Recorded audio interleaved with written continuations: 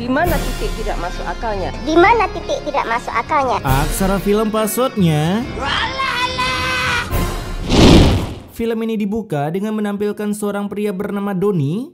Kalau itu si Doni ini lagi ngeracik saus palsu yang dia buat. Ini saus apa, bumbu balado dikasih air anjing. Tak berselang lama datanglah istrinya yang bernama Resti. Di sana si Resti pun datang dengan kondisi panik karena salah satu agen penjualannya digerebek polisi akibat ada orang yang wasted setelah makan saus buatan mereka.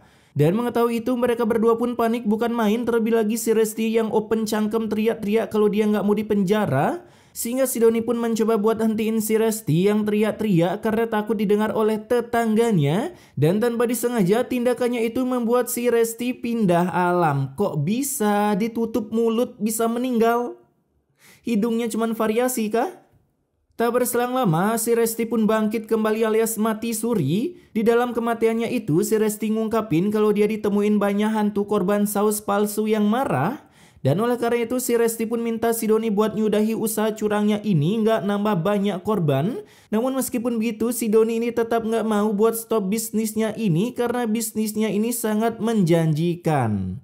Sementara itu di tempat lain terlihat anaknya si Doni yang bernama Ismi yang kali itu mau mukbang bakso ditambah saus buatan si Doni. Melihat itu si Doni pun melarang si Ismi yang mau makan sausnya dia karena dia takut terjadi apa-apa kepada si Ismi.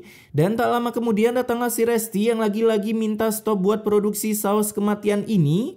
Namun ya si Doni pun tetap nggak mau karena bisnis ini menghasilkan profit yang sangat besar.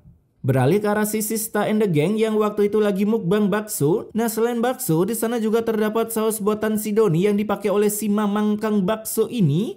Dimana melihat itu si Kania pun melarang buat makan saus tersebut karena katanya saus yang seperti ini adalah saus abal-abal yang dibuat pakai bahan-bahan kimia, contohnya uranium. Mungkin.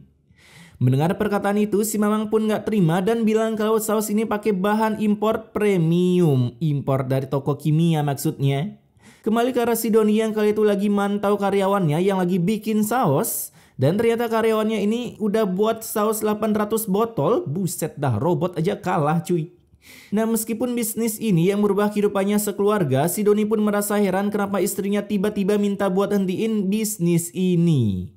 Kembali ke arah si Sista and the Gang yang waktu itu ada seorang pelanggan bakso yang kenok setelah mukbang bakso. Lihat itu mereka pun semua panik karena nggak tahu harus ngapain sampai pada akhirnya si pelanggan tersebut pun pindah dimensi. Oleh karenanya mereka semua pun mulai curiga dengan saus yang dipakai si Mamang Kang Bakso.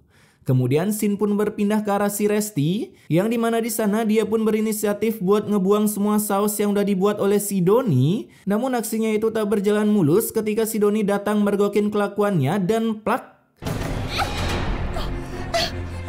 Si Resti pun dihantam oleh si Doni yang menganggapnya mau menghancurkan bisnisnya yang udah dia rintis selama mungkin. Mengetahui itu si Resti pun ngungkapin kalau dia udah tobat dan pengen si Doni ikutan tobat juga karena dia nggak mau semakin banyak korban yang keracunan saus yang dia buat.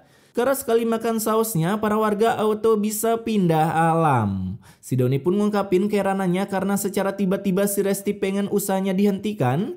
Si Resti pun bilang kalau saat dia mati suri, dia sempat dikirim ke neraka dan mendapatkan siksaan. Hal itu berarti pertanda kalau dia kebanyakan makan duit rakyat.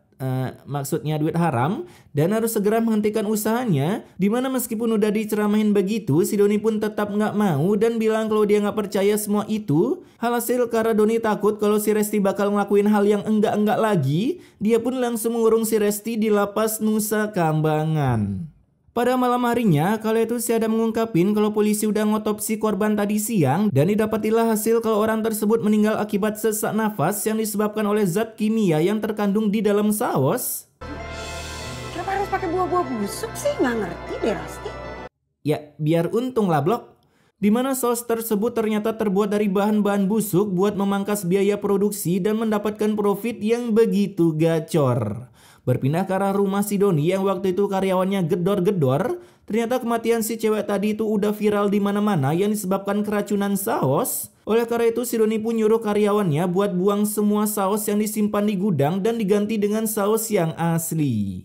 Sementara itu di tempat lain saat si Daus lagi mangkal ketoprak, tiba-tiba si Mamang Bakso pun datang dengan kondisi yang panik. Melihat itu si Daus pun awalnya mengira kalau si Mamang ini mau nyolong dan hampir dihantam. Dan setelah itu si Mamang pun ngungkapin kalau dia lagi dikejar-kejar polisi karena menjadi tersangka akibat kematian pelanggannya. Setelah dari si Daus, si Mamang pun menyetop dua kang ojek ini dengan barbarnya. Di sana dia minta buat diantarin ke Rengas Dengklok atau kemanapun itu, yang penting jauh dari tempat buat kabur dari kejaran polisi. Dan saat mereka akan pergi, tiba-tiba antu apaan modelan kayak gini, Cok? Berpindah ke arah si Adam yang kali itu emaknya bilang kalau di kampung ini lagi ada demo besar-besaran buat melengsarkan ketua Kominfo. Enggak. Nah, ya maksudnya biar usaha si Doni segera ditutup karena ternyata saus buatannya udah bikin banyak korban berjatuhan. Di sisi lain si Resti yang saat ini lagi tobat sembari mengingatkan kejadian di masa lalunya yang pada saat itu datanglah satu truk berisi pepaya busuk yang akan digunakan sebagai bahan baku pembuatan saus. Buset dah. Setelah menggunakan bahan tersebut, mereka pun bisa menekan biaya produksi sebesar 80%. Dan meskipun begitu, mereka mendapatkan problem lain, yaitu sausnya akan mudah busuk. Oleh karena itu, si Resti pun punya ide yang brilian, yaitu menambahkan formalin biar sausnya awet bertahun-tahun. Saus apaan awet bertahun-tahun, anjing? Keesokan harinya, para NPC barbar pun boleh melakukan aksi demonya. Ya, beginilah kalau demo low budget, cuman modal karton plus spidol doang. Nah, di sana Pak RT pun mencoba menengahi para warga dan bilang kalau dia nggak punya wewenang buat nutup usaha orang lain dan milih menyerahkan masalah ini ke pihak kepolisian. Dan meskipun begitu, para warga pun ogah karena jika begitu prosesnya akan lama, sangat lama. Bener juga nih. Lamaan, kalau Pak RT nggak tutup pabrik itu, saya doain Pak RT congean 7 tahun. Kenapa jadi congean? Nggak nyambung anjing.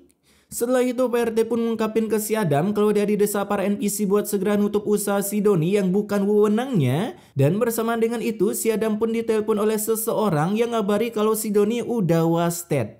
Nah, kok bisa anjing disantet kah? Sesampai di rumah si Doni, mereka pun semua ngeliat jenazahnya yang aneh karena wajahnya mereka kayak abis dilumurin saus. Oleh karena itu Pak RT pun minta buat segera dimandikan. Namun setelah dimandikan, saus yang berada di wajah si Doni pun ternyata permanen alias nggak bisa dibersihkan. Singkat cerita, mayat si Doni pun udah mau dikuburin dan secara ajaib tanah kuburannya pun tiba-tiba longsor yang mengakibatkan tim penggali harus menggali ulang. Lagian gali kuburan buat manusia kayak buat kucing anjing. Lalu ketika saat digali, tanahnya pun menjadi sangat keras karena si Mamang ini nggak semangat karena belum dibosting extra jos plus susu. Dan secara tiba-tiba tanah kuburannya pun menjadi sangat panas yang membuat si Mamang ini auto terbagongkan.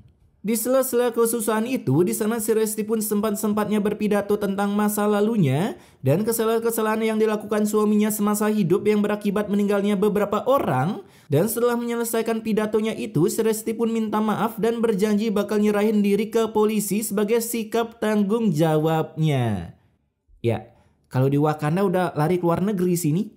Pada malam harinya, saat proses pemakaman si Doni selesai, si Resti pun dijemput buat staycation di penjara. Dan di tengah-tengah perjalanan, tiba-tiba si Resti ngeliat arwah si Doni yang udah cosplay Ku Klux Klan varian hitam, yang mengungkapkan kalau dia kepanasan karena disiksa di neraka. Mendengar itu, si Resti pun bilang kalau itu semua balasan dari apa yang udah si Doni lakukan semasa hidupnya. Ya, lah, dia kenapa nggak kena azab ya? Dan film pun tamat.